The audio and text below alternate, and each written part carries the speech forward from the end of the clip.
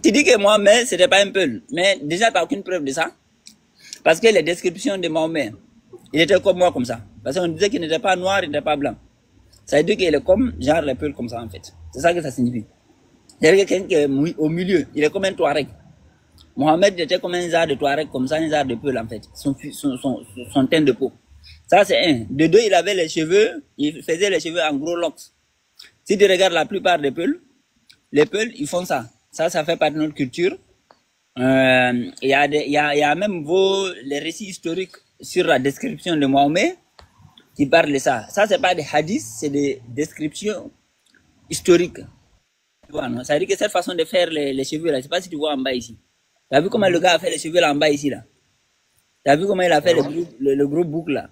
Il y a Mohamed, il est décrit faisant les boucles comme ça. Donc ça veut dire que c'était quelqu'un qui n'avait pas les cheveux totalement lisses. Le troisième point, donc le teint, ça colle.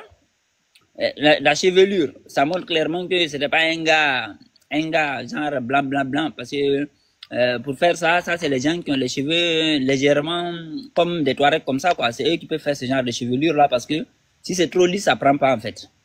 Donc, et puis après le troisième point, c'est que tous les prophètes que Dieu a envoyés, tu peux aller vérifier, tous les prophètes que Dieu a envoyés, ils ont toujours été nomades.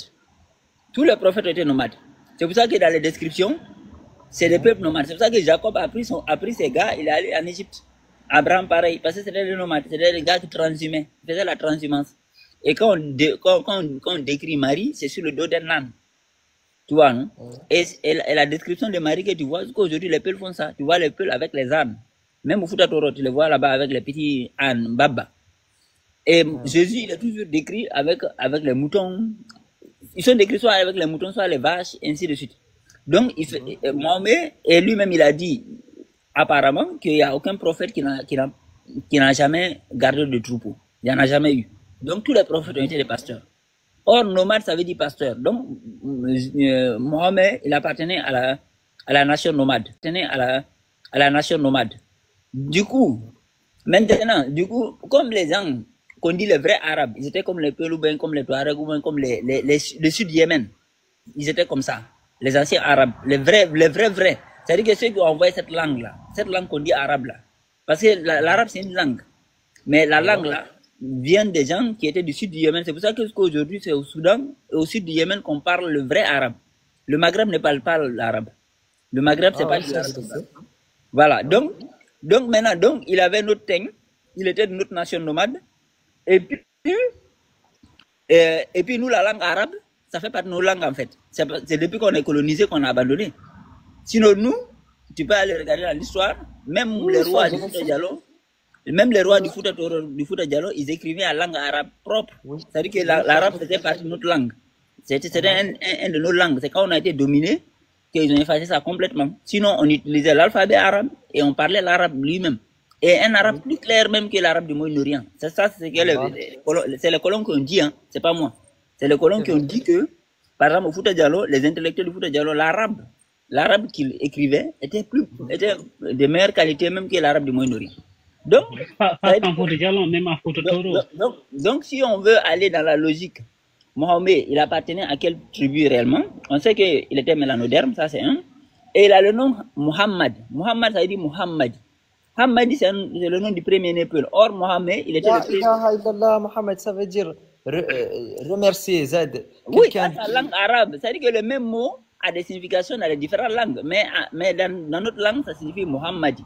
Ça veut dire Hamadi. Tu comprends, non?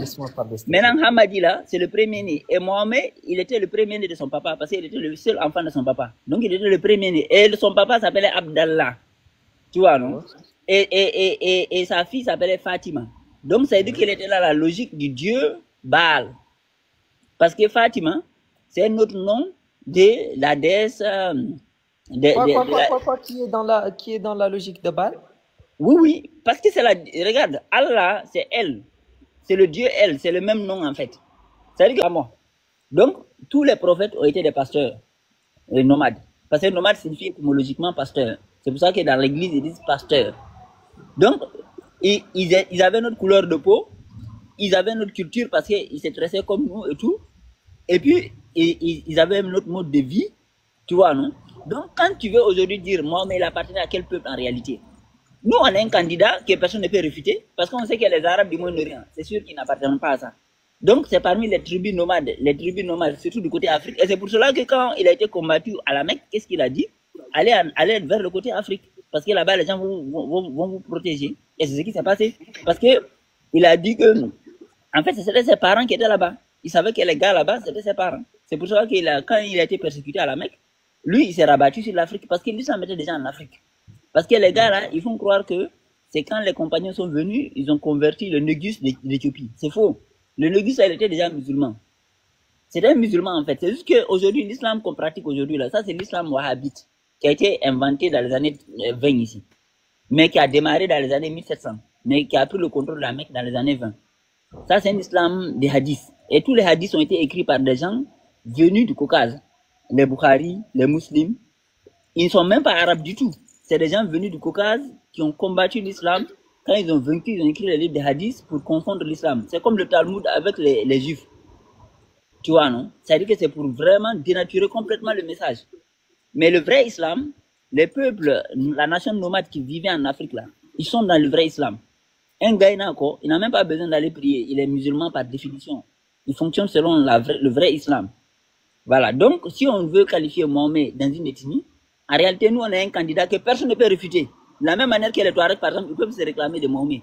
Et personne ne pourra les réfuter en vrai. Voilà. Ah Donc, oui, tous les prophètes sont venus de nous. Tous les prophètes sont venus des peuples nomades. Ah oui, je peux parler. Et la plus grande nation nomade du monde, c'est qui? C'est les Peuls. La plus grande nation au monde, n'a pas en Afrique, hein. Au monde, la plus grande nation nomade, c'est les Peuls. Parce qu'il y a des nomades en Russie, il y a des nomades au Pakistan, il y a des nomades en Inde, il y a des nomades partout dans la planète. Mais la plus grande nation nomade dans le monde, c'est les Peuls. Donc, si quelqu'un peut se réclamer de ce type-là, qui vient de la nation nomade et de tous ces prophètes-là, qui viennent de la nation nomade, c'est nous en fait. Voilà. Ah oui.